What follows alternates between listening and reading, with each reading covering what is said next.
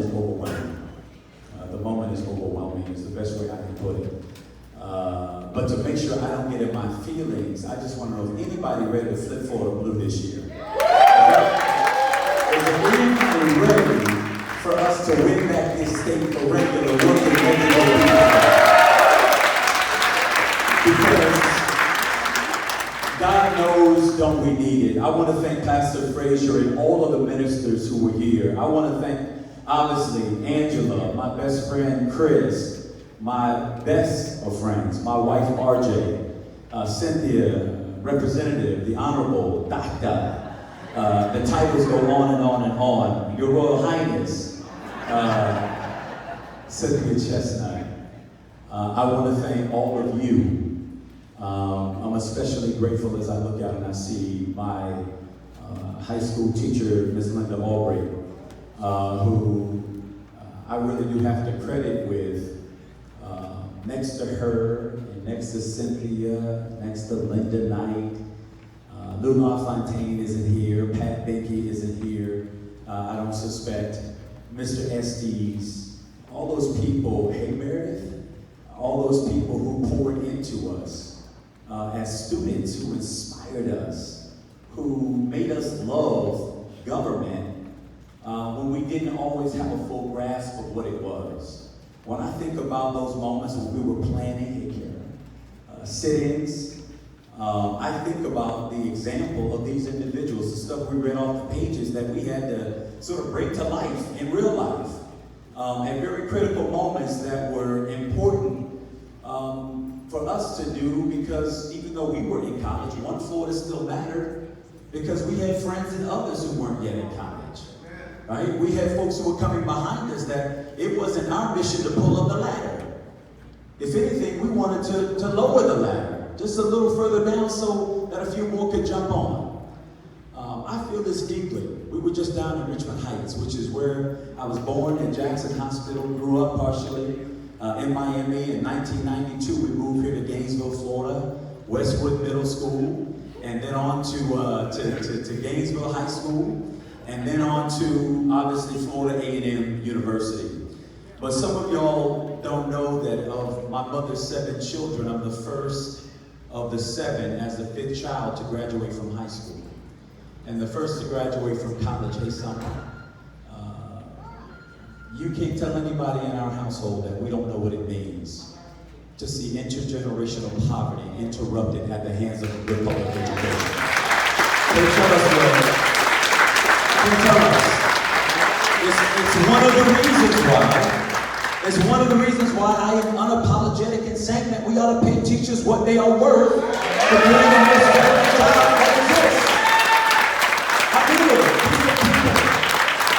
These are the people who are responsible for the shaping, the molding, the cultivating, the inspiring of the minds of our most precious gifts, our children. They pour into us. Right?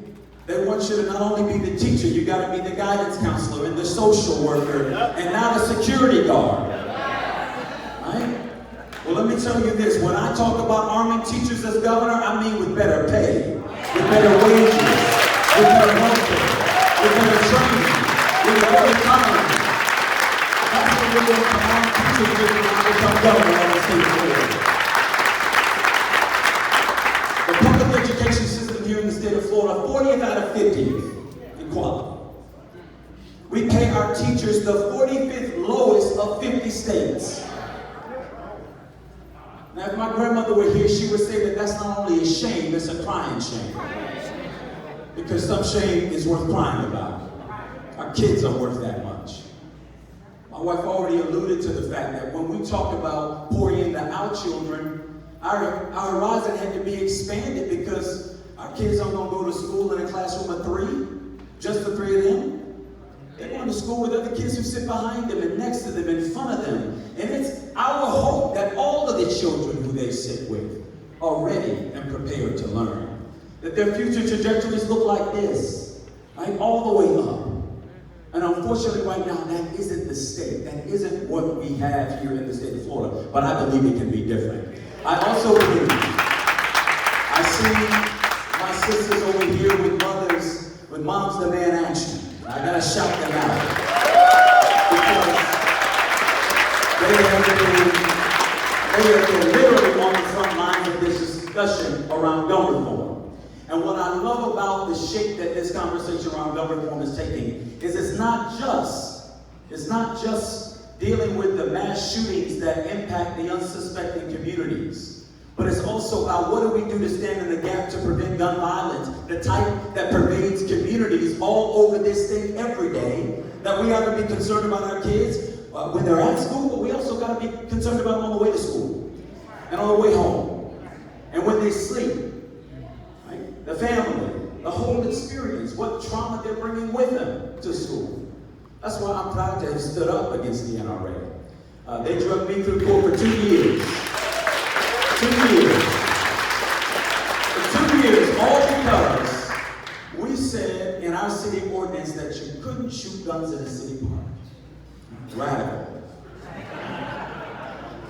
That you could not shoot guns in parks where kids play and families picnic, and that was so radical a notion in the state of Florida that we were allowed to be sued, drugged through court, faced a fine of $5,000, have to reimburse the attorney's fees of the opposing party up to $100,000, and be subject to removal from office at the discretion of the governor. That is the law in the state of Florida.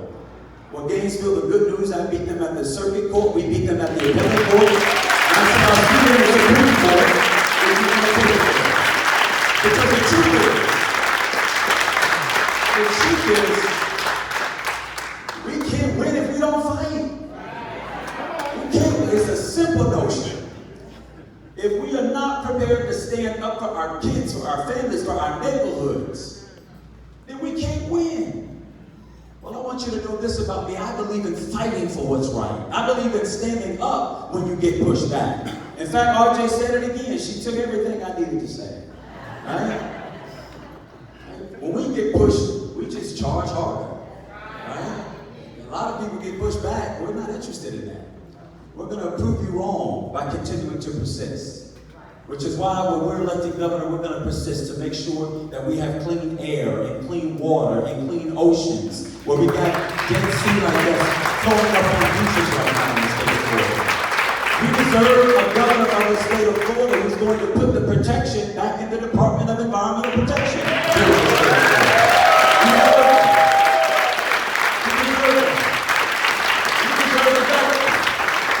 We deserve a governor who is willing and prepared to build a kind of economy where people can work one job. One job, not 2 and 3 jobs, but one job in order to make ends meet. This is a value statement, but I simply don't believe that people who get up and spend 40 hours a week on a job as a means to take care of themselves and their family ought to be paid a poverty wage. I believe that if you get up as your source of income to go and work on a 40-hour full-time job, that you ought to be paid a livable wage. And that shouldn't be too much to ask in the wealthiest nation in all the world. I also believe that we have to treat health care as a right and not a privilege. And we can get in this state. We can get in this state by expanding Medicaid for 700,000 of the most medically needy people in our state.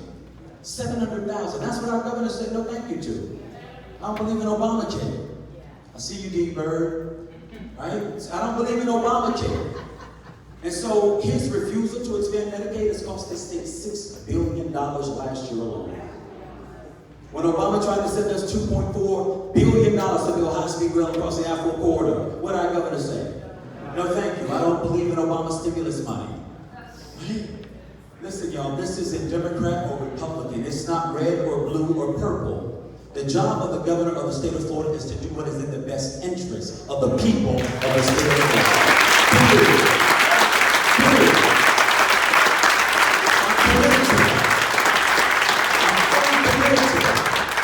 I'm fully committed to that. I'm fully committed to a real criminal justice system that's reformed. I don't know how many of y'all know this, but 60% of people who are sitting in jail right now in the state of Florida, 60%, are there not because they have been found guilty, because they couldn't make the money bail system. 60%. Majority nonviolent crimes. because they couldn't come up with the money to pay the money bail system. It cost the state of Florida $880 million a year for just that 60%. And because those folks are off the job for 36 hours, they lose their job. And when they don't work, they can't earn a wage to pay the rent or the mortgage. Then they lose their home. And then we wonder why people find themselves in a cycle of criminality. This system is real. You call it a system because that's what it is. We've got to disrupt that pipeline. We need true criminal justice reform in this state. It's got to be different. And I'm going to have the help of people like State Representative Camille Brown, who has joined me on this journey. We've got a candidate here who is running, Nikki Freed, to join the cabinet. We're going to need a cabinet that can join with me as we get to the state.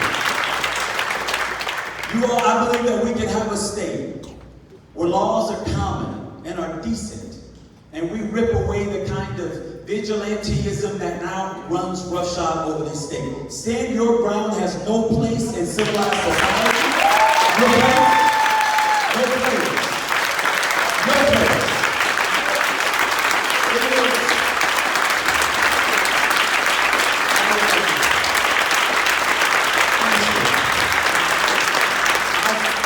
I feel this issue so deeply as a father to two black boys.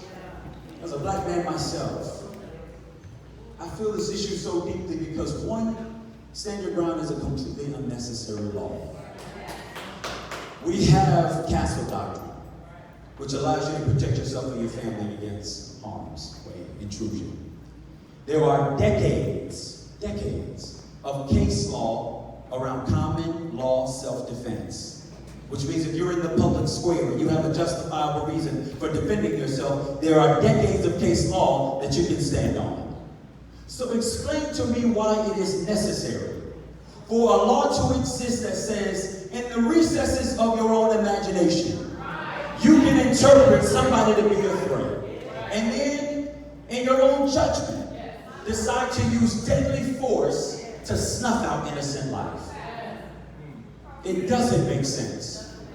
It creates vigilantes, those who go and poke the bear, those who go and agitate a situation and a conflict, to then retreat behind stand your ground and snuff out innocent life. It has no place and it has to be repealed. We've got to commit to that. All of us have to commit to that. All of us have to commit to that. We also have to commit.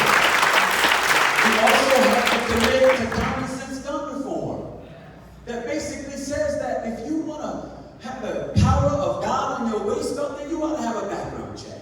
Regardless of how you secure a weapon, you at least have a background check. It should be so basic that if you want to shoot a weapon that can fire off 60 bullets in 60 seconds, you ought to join the military. Because that weapon has no place on our city streets. You ought to do that.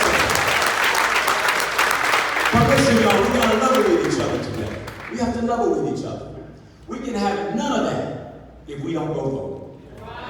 We can have none of that unless we go and vote. Democracy is not a spectator sport. We don't get to tweet about it, Facebook about it, Snapchat about it, IG about it, coffee table conflict about it.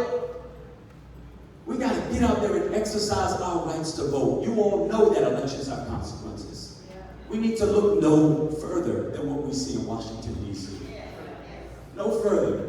6 million fewer people voted in 2016 than voted in 12. 6 million fewer. I don't know what they thought. Somebody wasn't going to win. There will be a winner. Whether you like it or not. And the same is true in this Democratic primary race. Y'all don't have to, you don't need me to tell you my wife already gave up the secret. I'm the only non-millionaire running for governor on the Democratic side.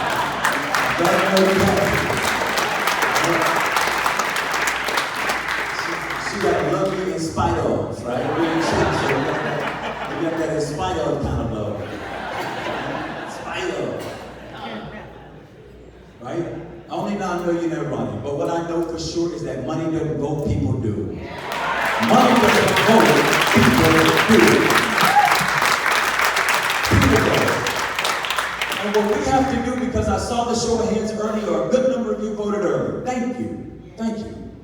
Now, how many of us haven't voted yet? Don't be shy. It ain't the 29th.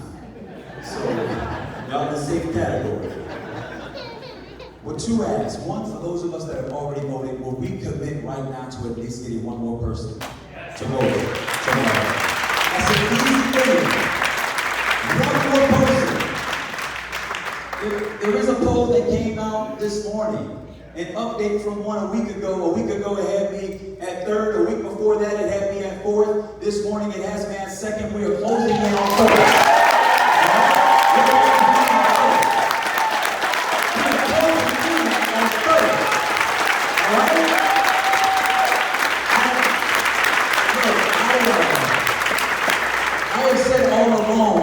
Chestnut, patriarch, all along that our path to victory was clear. I was always convinced that regardless of the color of our skin, the language we may speak, the person we may love, the neighborhood we grew up in, that there were always more of us than there were of the others. Right? There were always more of us who were decent and common, who believed that regular, everyday working people deserved our seat at the table too. It's my belief we ought to lead the table, but we certainly deserve our seat at the table, right? And so what's happening now is people are becoming aware to the fact that there's an election and they're checking the candidates out. And as they learn more about us, they're choosing us. But the clock is running out. Tomorrow is it. The only poll that matters is the one tomorrow night, 7 p.m. when the polls close. That's the only poll that matters. They put these polls out there to control our thinking, right? What they want you to do is to believe this is impossible. Gillum is down. Why waste the vote? Vote for, anybody know that's what primary is about? To vote your heart, your conscience, your mind? Vote for the candidate you want? And then as we get to the general hope, the candidate you want is the one that wins, but if not, we all fall in line, right? But primary is about voting your heart, your conscience, your mind. And I honestly have to tell y'all, I believe that the only way a Democrat wins this November is if they have the ability to move those voters who are more unlikely voters in these midterm elections. Let me break it down for you further. These unlikely voters, because we've lost the last 2 elections in this state, the Democrats have lost by less than 1 point. Fewer than 70,000 voters in a state of 20 million people, right? Well, let me tell you, by and large, who we miss in these midterm elections. We miss black voters, we miss brown voters, we miss young voters, we miss poor voters, right? I trust my chances with that diversity of constituency over anybody else in this race. Period. And guess what? And we're not going to rest there alone. Because if you are a rural voter in the northern or the central part of this state and you're tired of your kids being tested to death, for tests that don't tell us what our kids know but how well they take a test, right? Which is why that has to go. If that's what you're facing, if you're struggling to get health care, or you're terrified of getting sick, because when you get sick, you can't go to work. When you can't go to work, you can't earn a wage. When you cannot earn a wage, you can't pay your bills. And when you don't pay your bills, something gets turned off. Somebody gets evicted. This is real. The number one concern of Floridians is healthcare costs and an illness that they cannot afford in the most civilized nation in all the world.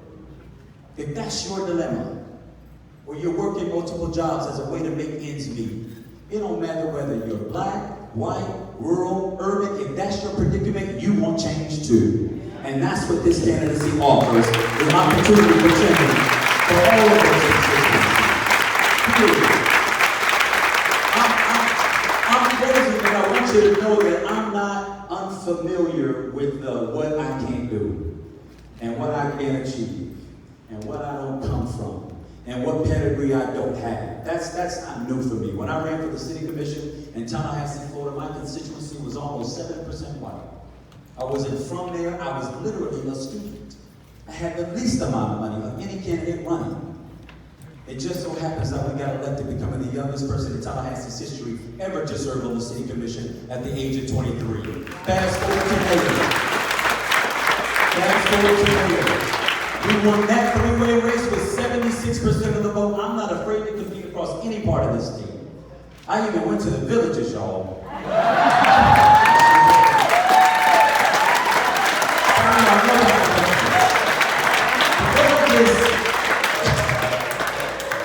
What you doing going to the voters in the villages? So we went to the villages, right? To introduce ourselves, and we get there, y'all, thinking we might be 50 or 100 people, and we got them in this room that's teeming with over 500 retirees.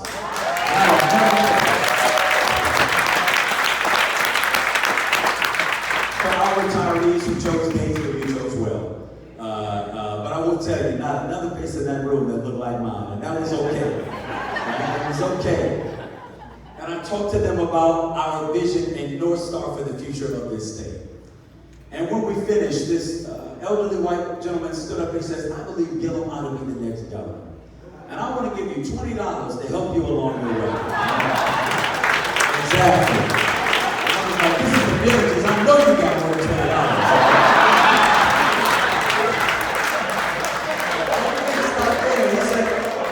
He said, if anybody else believes that Gillum ought to be governor, I want you to give him $5, $10, or $20. So this meet and greet turns into an impromptu fundraiser, and we left that day having raised nearly $6,000.